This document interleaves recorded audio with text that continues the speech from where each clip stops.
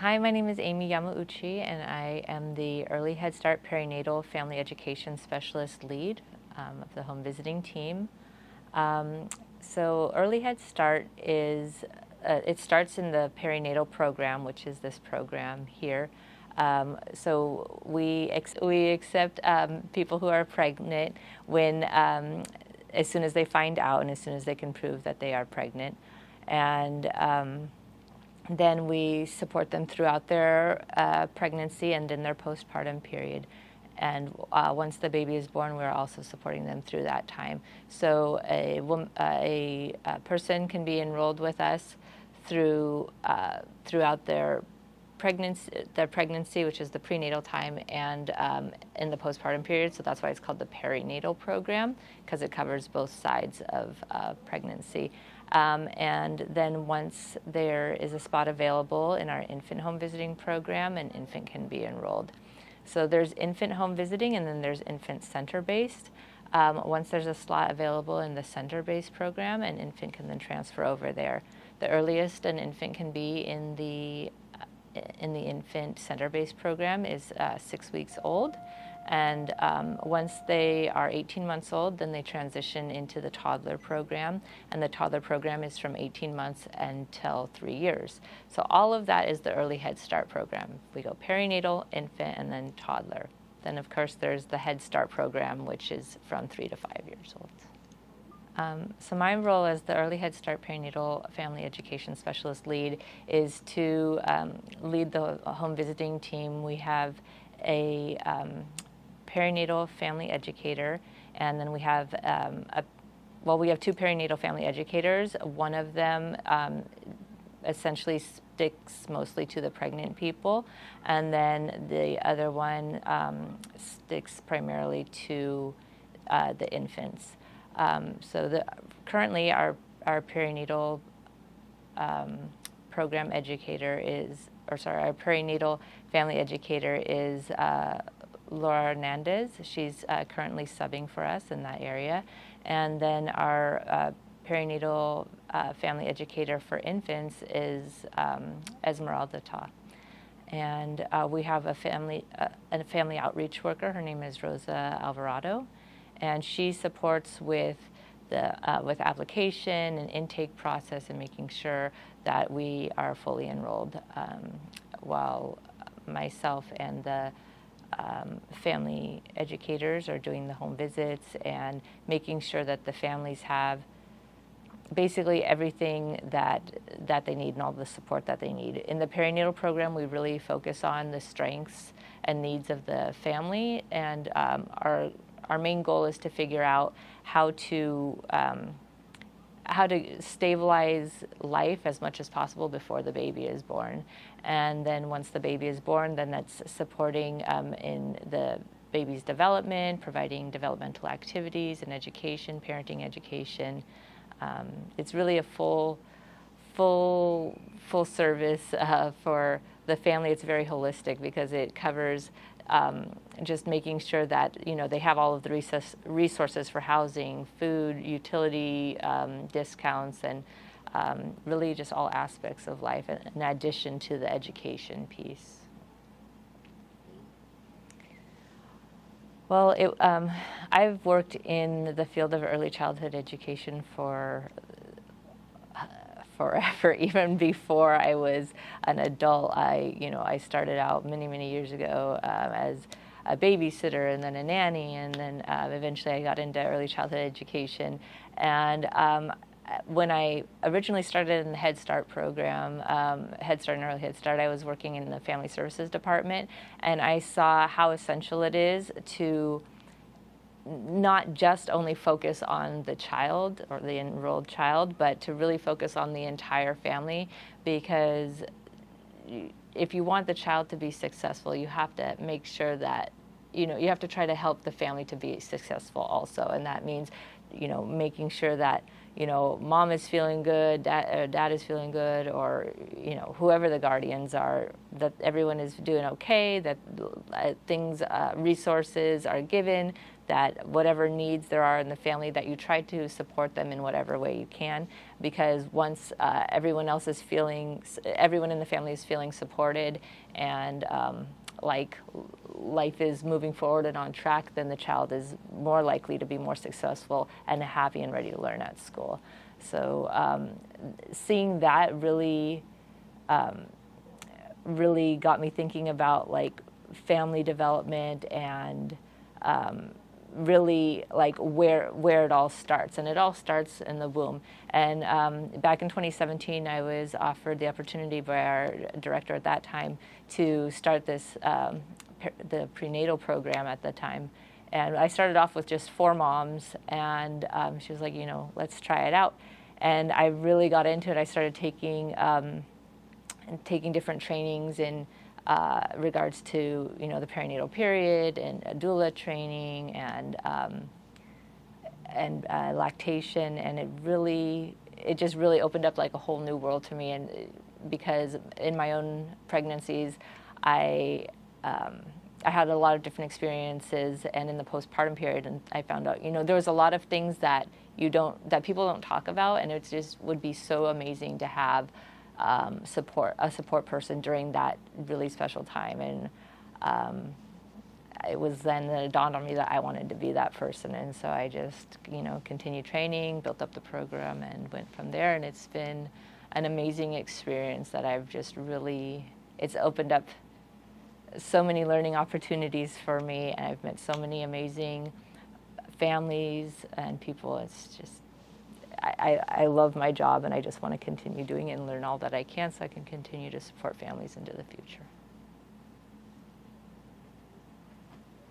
So some of the supports that we provide, a lot of it is resource and referral. Like in the realm of health, it's making sure that in the perinatal period that the mother is connected to a clinic. Well, first and foremost, that she has medical insurance or Medi-Cal, or that they have Medi-Cal, and making sure that if they do not, that we are first and foremost getting them over to a place like Bridges Pregnancy Counseling Center, where they can get prenatal visits at least up until the 28 weeks, until they get a stabilized insurance, because it is a pregnancy clinic that can do prenatal visits even though there's no insurance.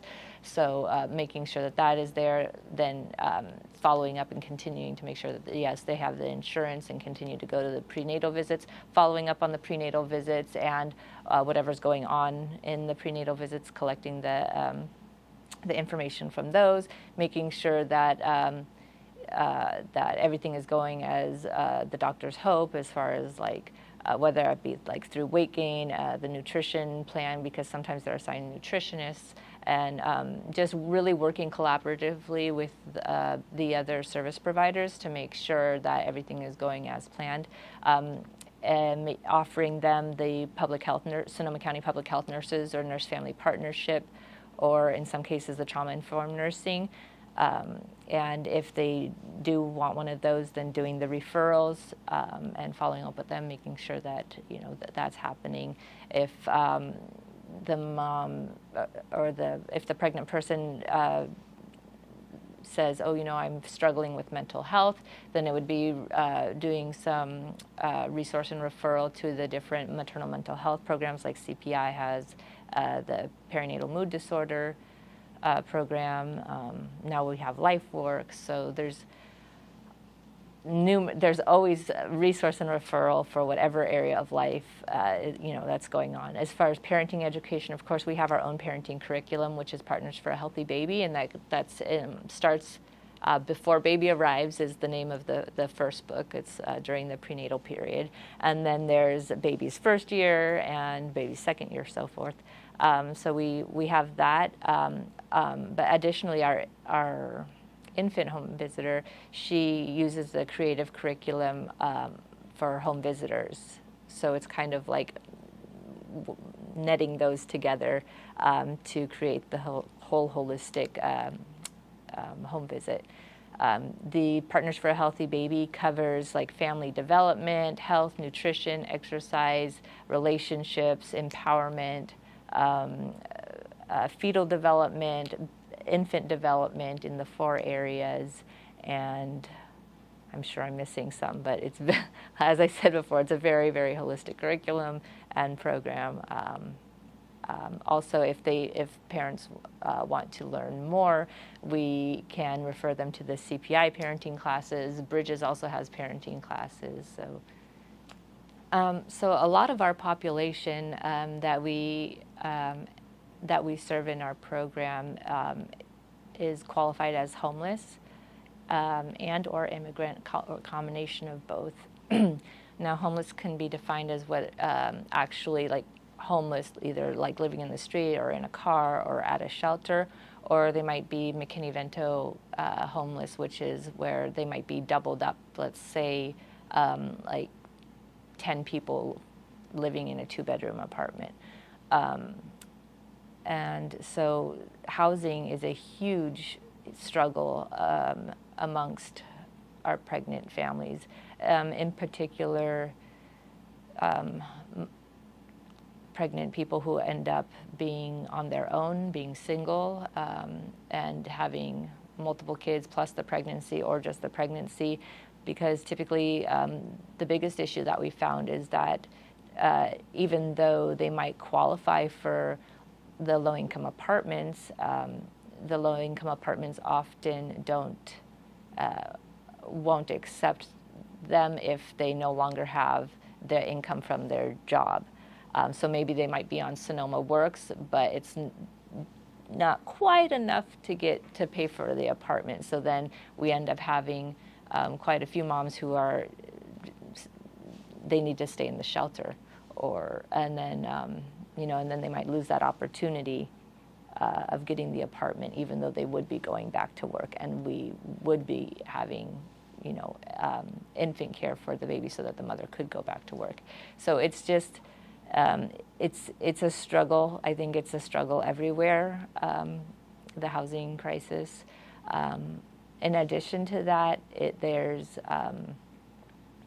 drugs. There's a drug epidemic across the country, and drugs coupled with homelessness. It's a challenge. And more recently, after the pandemic, mental health has been a huge thing, and trying to find providers, especially bilingual providers for Spanish, English, and especially if they speak another language. Like, I've had quite a few mothers who only speak Haitian Creole, and we haven't found a provider who is a mental health provider who can speak Haitian Creole. So, yeah, there's a lot of complex, compacted challenges during a time where it's already complex, and there's a lot to expect and prepare for. But that's what we're here for. We're here to support them in finding the resources that exist out there and getting them the support that they need as soon as they possibly can. Well, success stories, that's what I love about this program, because we actually have a lot of success stories. For example, one that comes to mind right away is that back in, I believe it was the 2018-2019 school year, I had a particular mom who was involved in the program, and when I met her, she was already a mom of 2, and she was on her 3rd child, and she just was really eager to learn everything she could about parenting, education, and about child development. And I said, hey, maybe, when you get the opportunity and the children are in school, you can go take a few classes at the JC. And she did, and her older 2 children went through the Head Start program. The baby that was born into the early Head Start prenatal program, at that time it was called the prenatal program, was able to get into an infant site and then continued on, and that mom just kept working on her education and involved in Head Start. Each of the children that she had completed the program and moved on. And then when the Parents to Professionals program started, she joined into that. She was in the first group, and she completed it, got her CDA, and now she is actually our sub for our perinatal family educator sub. So yeah, that's a pretty amazing story. We love seeing these success stories, and there's many more. Like the majority of the parents to professionals, I would say 98% of them all came through the perinatal program, and now they're in parents to professionals working on trying to work in the program, or some of them already are. I think a group of them were hired this school year. So just knowing where they were during their pregnancy, and then seeing how much they've advanced and how far they've come with the support of the entire Head Start and Early Head Start program has just been really amazing and rewarding to see how far families come. It's a really great program for that. How the broader community can assist Head Start and supporting families is referring families to us. It would be great to ensure that all of the medical providers, all the clinics knew about us, so that way when they get clients in who they can identify as someone who might potentially qualify for our program or want our services, then they could refer them to us. And even at all of the other social service agencies, when they see a pregnant mom, they should be able to say, hey, why don't you go check out. If they're referring for the public health nurses, then they should be referring to us too for the education side of things. Yeah, that would be great. And of course, there are community people in the community, such as North Bay Motorcycle Association, who they donate tons of diapers and wipes to the perinatal program each year.